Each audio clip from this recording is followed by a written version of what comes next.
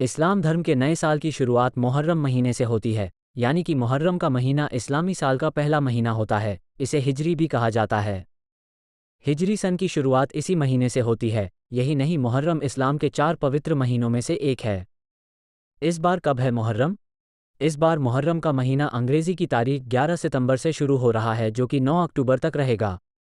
इस महीने की 10 तारीख को हजरत इमाम हुसैन की शहादत की याद में मातम का पर्व मुहर्रम मनाया जाता है। इस दिन हजरत इमाम हुसैन के फॉलोअर्स खुद को तकलीफ देकर इमाम हुसैन की याद में मातम मनाते हैं। क्यों मनाया जाता है मुहर्रम? इमाम हुसैन और उनके फॉलोअर्स की शहादत की याद में दुनिया भर में शिया मुस्लिम मुहर्रम मनाते हैं। इस दिन हजरत इमाम हुसैन के फॉलोअर्स खुद को तकलीफ देकर इमाम हुसैन की याद में मातम मनाते हैं। क्यों मनाया जाता है मुहर्रम? इमाम हुसैन और उनके फॉलोअर्स की शहादत की याद में दुनिया भर में शिया मुस्लिम मुहर्रम मनाते हैं। इमाम हुसैन पैगंबर मोहम्मद के नाती थे, जो करबला की जंग में शहीद माने हुए थे। मुहर्रम क्यों मनाया जाता है? इसके लिए हमें तारीख के उस हिस्से में जाना होगा जब इस्लाम में खिलाफत यानी खलीफा का राज था।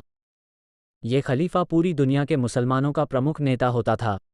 पैगंबर साहब की वफ़ात के बाद 4 खलीफा चुने गए थे। लोग आपस में तय करके इसका चुनाव करते थे।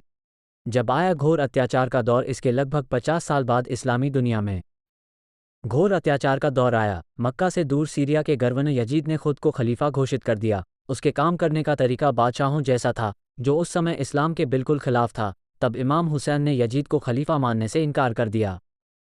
इससे नाराज यजीद ने अपने राज्यपाल वलीद पुत्र अतुवा को फरमान लिखा, तुम हुसैन को बुलाकर मेरे आदेश का पालन करने को कहो। अगर वो नहीं माने तो उसका सिर काटकर मेरे पास भेजा जाए।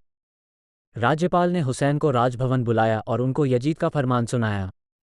इस पर हुसैन ने कहा, मैं एक व्याभिचारी, भ्रष्टाचारी और खुदा रसूल को न मानने वाले यजीद का आदेश नहीं मान सकता। इसके बाद इमाम हुसैन मक्का शरीफ पहुंचे ताकि हज पूरा कर सकें। वहां यजीद ने अपने सैनिकों को यात्री बनाकर हुसैन का कत्ल करने के लिए भेजा। इस बात का पता हुसैन को चल गया, और लेकिन मक्का ऐसा पवित्र स्थान है जहां किसी की भी हत्या हराम है। इसलिए उन्होंने खून खराबे से बचने के लिए हुसैन ने हज के बजाय उसकी छोटी प्रथा उम्रा करके परिवार सहित इराक चले आ गए। मुहर्रम महीने की 2 तारीख 61 हिजरी को हुसैन अपने परिवार के साथ करबला में थे। 9 तारीख तक यजीद की सेना को सही रास्ते पर लाने के लिए समझाइश देते रहे, लेकिन वो नहीं माने। इसके बाद हुसैन ने कहा, तुम मुझे एक रात की मोहलत दो ताकि मैं अल्लाह की इबादत कर सकूं। इस रात को आशुर की रात कहा जाता है। गले दिन जंग में हुसैन के 72 फॉलोअर्स मारे गए। तब सिर्फ हुसैन अकेले रह गए थे, लेकिन तभी अचानक खेमे में शोर सुना। उनका 6 महीने का बेटा अली असगर प्यास से बेहाल था। हुसैन उसे हाथों में उठाकर मैदान ए करबला में ले आए। उन्होंने यजीद की फौज से बेटे को पानी पिलाने के लिए कहा, लेकिन फौज नहीं मानी और बेटे ने हुसैन की हाथों में तड़प कर दम तोड़ दिया। इसके बाद भूखे प्यासे हजरत इमाम हुसैन का भी कत्ल कर दिया। हुसैन ने इस्लाम और मानवता के लिए अपनी जान कुर्बान की थी।